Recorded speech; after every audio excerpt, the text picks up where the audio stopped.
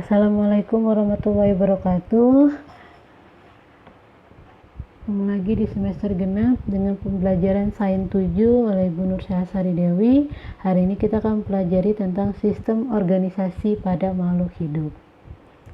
Oke, kita lanjut ya. Ini tingkatan organisasi kehidupan. Mulai dari yang paling kecil, itu yang paling bawah ya, yaitu ada sel. Sel bergabung membentuk jaringan, jaringan bergabung membentuk organ, organ membentuk sistem organ, lalu sistem organ membentuk suatu organisme. Ini adalah organisasi pada kehidupan. Seperti gambarnya, ada contoh jaringan, ada organ, dan ada organisme. Sel itu adalah bagian terkecil atau unit terkecil pada makhluk hidup. Nah, kita uraikan satu-satu ya. Mulai dari yang paling kecil, yaitu adalah sel. Ini adalah satuan terkecil dari makhluk hidup. Lalu sel ini berkumpul yang sejenis dan memiliki bentuk dan fungsi yang sama akan membentuk jaringan. Nah, contoh dari jaringan itu misalkan jaringan saraf, jaringan epidermis, dan jaringan pengangkut. Contohnya ya. Nah, kumpulan dari jaringan yang berbeda dengan bentuk dan fungsi tertentu ini adalah disebut organ. Organ itu contohnya misalkan ginjal. Ini untuk ekskresi ya, ginjal yang mengeluarkan urin, lalu ada paru-paru yang mengeluarkan karbon dioksida, lalu ada jantung yang memompa darah dan lain-lain. Nah, gabungan dari organ ini akan membentuk satu kesatuan bekerja sama membentuk sistem organ. Contoh sistem organ itu adalah sistem pencernaan dan sistem pernapasan. Sistem pernapasan itu terdiri dari organ paru-paru ya, organnya paru-paru itu adalah sistemnya adalah sistem pernapasan. Sistem pernapasan itu kan ada hidung, lalu tenggorokan, lalu paru-paru. Nanti paru-parunya lagi terbagi ya, jadi bronkus, bronkiolus, dan alveolus. Itu contoh dari sistem organ. Contoh lainnya adalah sistem pencernaan, sistem peredaran darah. Ya, nah, sistem organ ini akan membentuk satu kesatuan yang saling terkait menjadi organisme. Ya, jadi unit terbesarnya itu adalah organisme atau makhluk hidup. Hari ini kita akan pelajari tentang sel ya. Nanti satu-satu kita akan belajar jaringan, organ, dan sistem organ. Hari ini akan belajar sel. Sel itu terbagi jadi dua, yaitu eukariotik dan prokariotik. Eukariot itu adalah yang memiliki membran inti. Contohnya pada amoeba, alga merah, jamur, tumbuhan, hewan, dan manusia. Ini contoh makhluk hidup yang memiliki sel eukariot. Nah, bagian sel itu terdiri dari membran sel, sitoplasma yang berupa cairan-cairan ya, cairan sitoplasma, ada organel-organel sel, dan ada inti sel. Yang berikutnya itu prokariot yang tidak mempunyai membran inti. Contohnya pada bakteri dan ganggang hijau biru. Ya, hari ini kita akan pelajari tentang eukariotik. Sel ini adalah tadi bagian dari terkecil dari makhluk hidup, sel hewan, dan sel tumbuhan yang akan kita pelajari hari ini.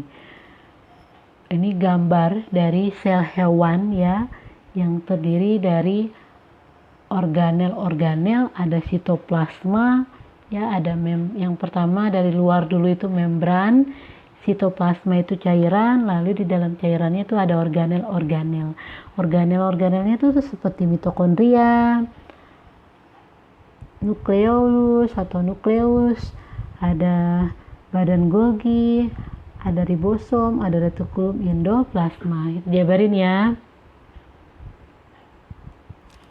Yang paling luar nih ada membran plasma.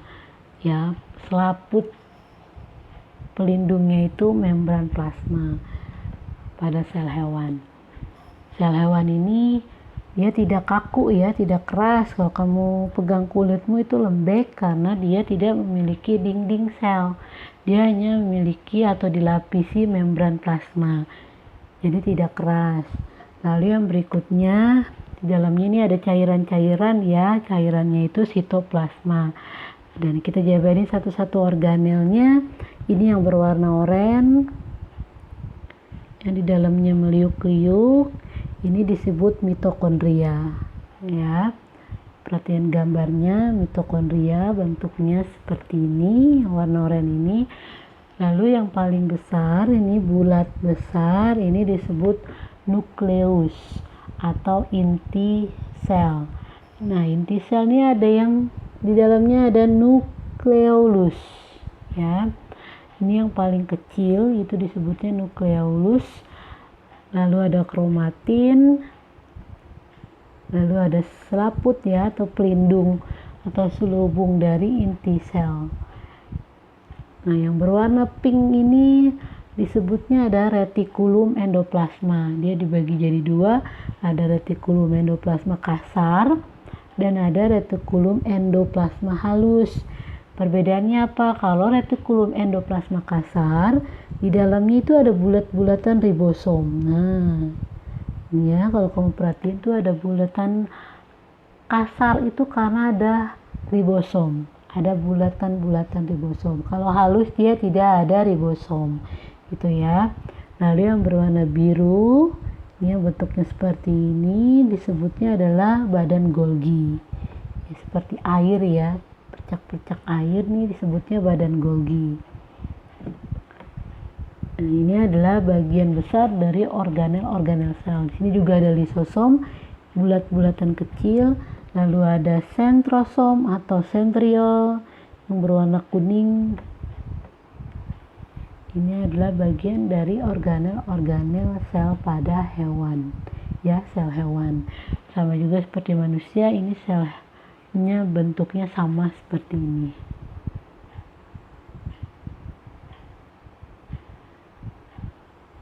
Yang berikutnya adalah sel tumbuhan. Nah, bisa terlihat jelas ya, kalau sel tumbuhan tuh dia memiliki dinding sel yang tebal ini.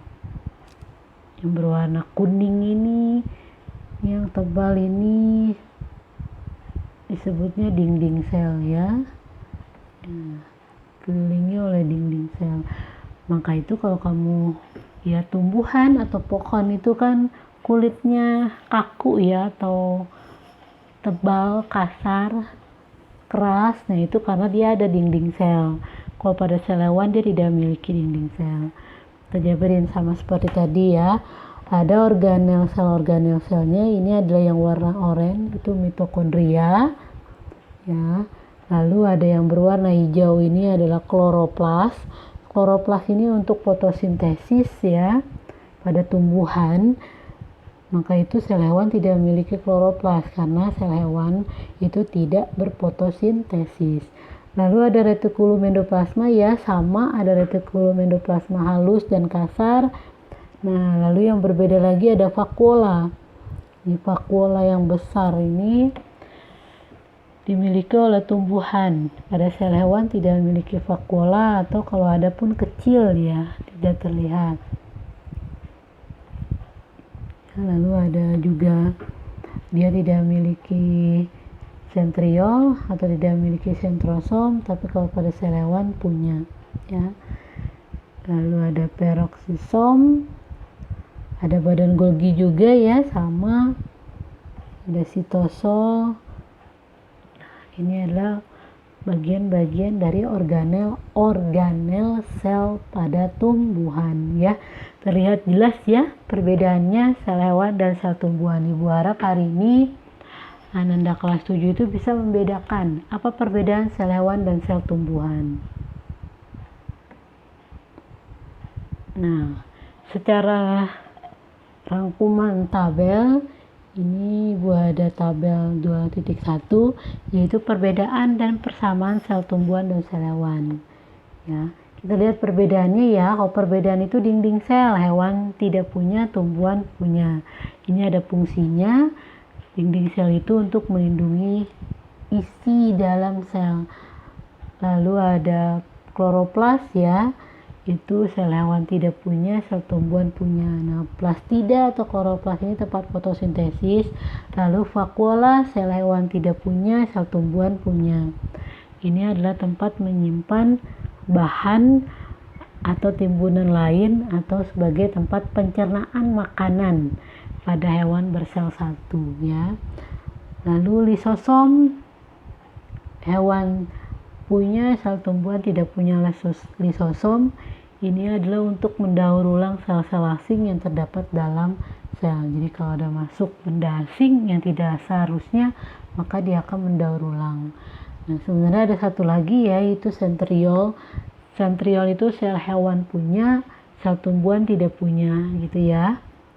Nah, tugas kalian nanti adalah mencari fungsi dari sentriol.